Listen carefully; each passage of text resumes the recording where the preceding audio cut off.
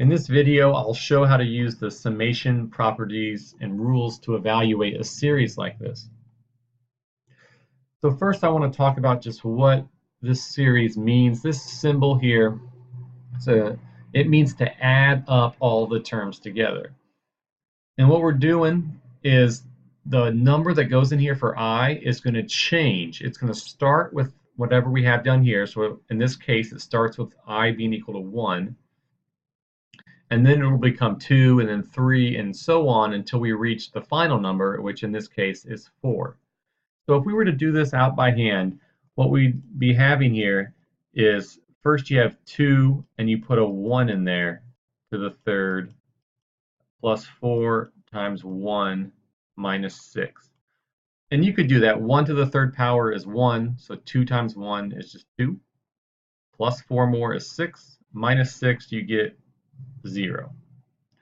And so we plugged a 1 in there for I. Next, we plug a 2 in there for I. So 2 to the third plus 4 times 2 minus 6. So 2 to the third is 8 now. And multiply that by 2, you get 16 plus 8 minus 6. So that's 24 minus 6. We get 18. When we plug in a 2. And then you would do that again for 3, and then you would do it for 4, and you would then sum up all these answers you got and get your final solution. So there'd be 2 more here, once when you plug in the 3, once when you plug in the 4. Now that is the longhand method of doing it. It's not extremely long in this case because we're just going from I being equal to 1 all the way up to 4. So there's just 4 things we're doing. Sometimes you'll have these where they go from like 1 to 100, or just some really large number. There's a bunch to do, and it would be extremely long to do these by hand. So we definitely want to be familiar with the summation properties and rules because those are like shorthand methods to do these fast and quick. And they're listed in 7.1 in the book, right at the beginning of the chapter. They're in nice little green boxes to help them stand out. They're talked about here in the Help Me Solve This, and I'm just going to use that to kind of illustrate. The main ones here that we'll be using to start with are that when we have terms here that are added or subtracted together, we can split that into separate summations. And that's what it's asking about. Do we have any terms that are subtracted? If so, then you could split that into the first thing subtracted by the second thing, or if added, the first thing added to the second one. So in our particular example, try to zoom in here a little bit. You could split this on the plus and minus signs like shown here. And that's one of the summation properties we have here. So doing this individually, these 3 individually, gives you the same result as if you did all the adding and subtracting of the terms all at once. So we have rules that kind of give us shorthand ways of evaluating something to the third power or the second power or the first power. And here are the rules for third power, second power, first power. Now, are we going to use any of them? Yes, we're going to use the third power one and the first power one. We can't use them yet, and that's what the Help Me Solve This is saying, is in order to use one of these rules, the thing we're summing needs to be just the values for I from 1 up to n, or just the values for I squared, or just I to the third. What we have is a 2 times I third and a 4 times I. So we can't use them yet. What we have to do is use the other rule of summation,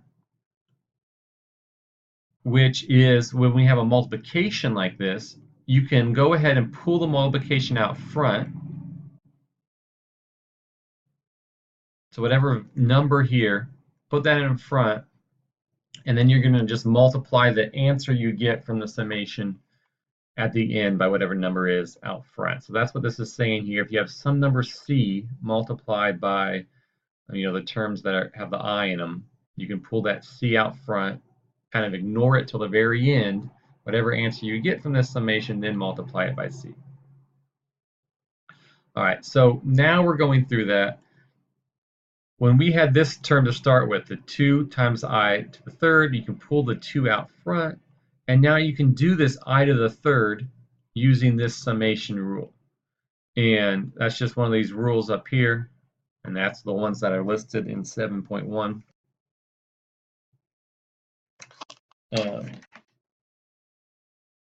It should be page 664 in the book, or really close to that if you have a slightly different version, but 664 is where you should look. So what this says to do is do n squared, and when in our case n is 4, and then multiply it by n plus 1, which that would be, make that 5 squared, and then divide it by 4. So to kind of just show that written out, our n squared would be 4 squared. So let me delete this stuff we don't need so it's not confusing. And we're multiplying that by n plus 1 squared. So 4 plus 1 is 5, and square that, and we're dividing by 4. Always divide by 4. So that would be 16, so I'll go up here, times 25 divided by 4. So now it's calculator time, and you would do 16 times 25, get 400, and divide that by 4. So we get 100. Now, you see our final answer is 200. Don't forget that we had the 2 in there. 2 is multiplied by it, and we pulled it out front. So after we've done the rule to see what I to the third is going to be the result of that summation, we got 100, and now we take that result and multiply it by 2 to get the final solution of 200. And so moving on then, we see our next term would be the plus 4i. So again, we need to pull the 4 out in front. That same rule, if the number is multiplied by something, you pull that constant number out front. C is for constant. And so just that I term in there is left. 4 out front, just the I is left.